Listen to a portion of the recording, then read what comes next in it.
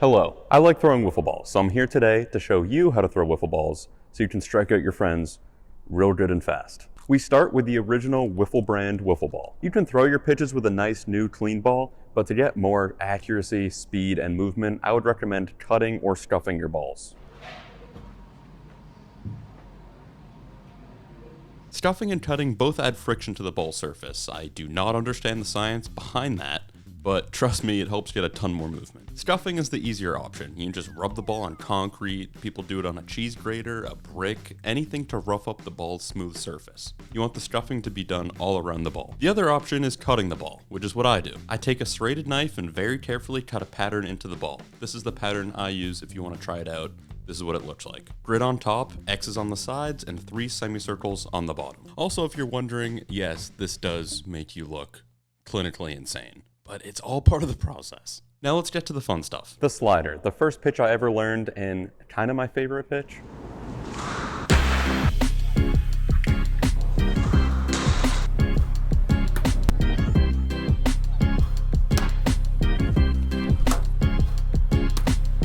To have the ball slide from right to left, if you're a righty, you're going to want to have the holes facing to the right. That's the most important step. You want to roll the ball out of your hand as much as possible. The more spin there is while you use this grip, the more movement. I use the 1-finger slider grip, but you can put 2 at the top of the ball, you can put 3, you can put all 4 fingers covering those holes, but as long as the holes are facing right and you spin the ball, it should move from right to left. A big tip I've learned over the years is when you release the pitch, you want to keep the holes as straight as possible, facing to the right. That will give you the most horizontal movement. If you dip the holes down, the ball will start to rise but not slide as much, which leads us to our next pitch.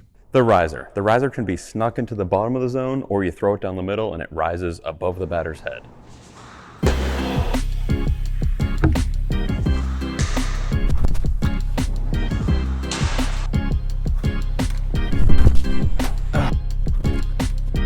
The riser, in my opinion, is the easiest pitch to learn while also looking awesome. It's pretty simple, holes facing down, and throw it sidearm. If you're just starting throwing wiffle balls or want to master a quick pitch to strike out your friends, I'd recommend the riser. It's most effective if you throw the ball down in that sidearm angle, let the ball fill with air, and the wind will rise it up into the zone, hopefully, and then strike 3, the whole thing. You know what we're talking about. The riser is also sneakily the most unhittable pitch.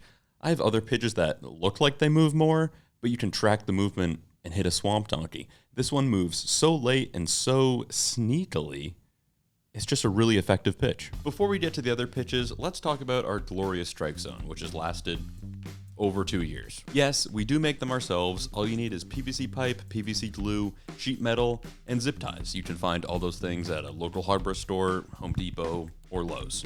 Our zone dimensions are about 21 inches by 28 inches, but that stuff doesn't matter too much. You can make it bigger or smaller depending on what type of zone you want to make. But 20 by 30 is around the right size for a reasonable wiffle strike zone. There's a lot of good step-by-step tutorials on YouTube you can look up, and if you guys want, I can make a more in-depth step-by-step tutorial on how to make our exact strike zone in the future. If you guys want, just leave that in the comments. The screwball. If you throw this at your opponent's head, it will drop right in the middle of the zone, completely perplexing them. This is a fun one to screw around, no pun intended, with the arm angle, because it can kind of turn into a screw dropper if you do it right.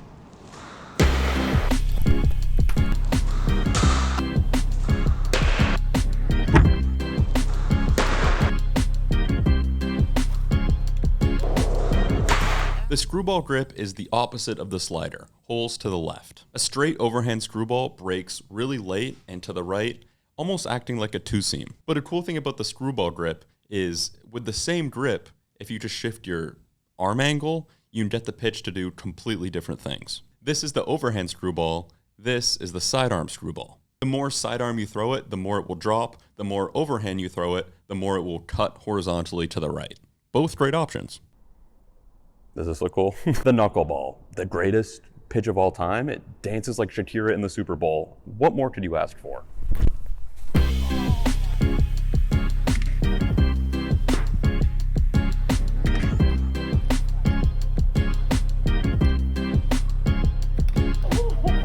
The knuckleball is a tough pitch to learn. I just got it down barely. This is how I hold it. Kind of like a baseball knuckleball. I put my knuckles inside of the hole and kind of hold it like I'm barely holding the ball.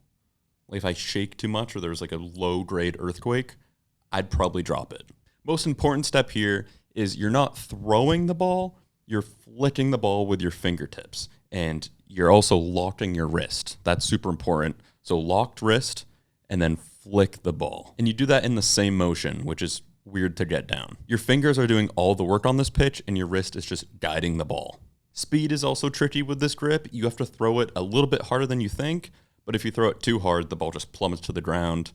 So you throw it at a medium speed into the air and let the wind get into the ball, make it do some weird stuff, shake like Shakira at the Super Bowl. I already made that joke. Throw it high and watch it tumble down into the zone.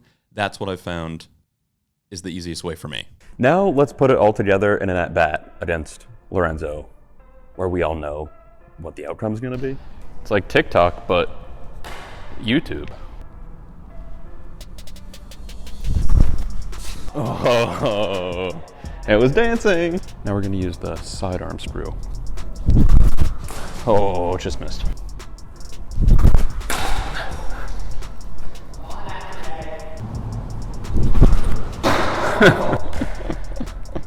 Such a silly little pitch.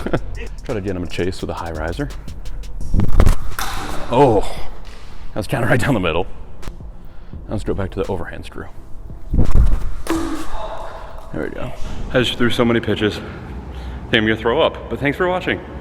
Hope you enjoyed. Hope I learned you something. Thanks for watching, guys. If you're interested in blitzball as well, here's my blitzball pitch tutorial. And if you want to subscribe, you are granted 3 wishes. It's like a genie, but on YouTube. So you should click it.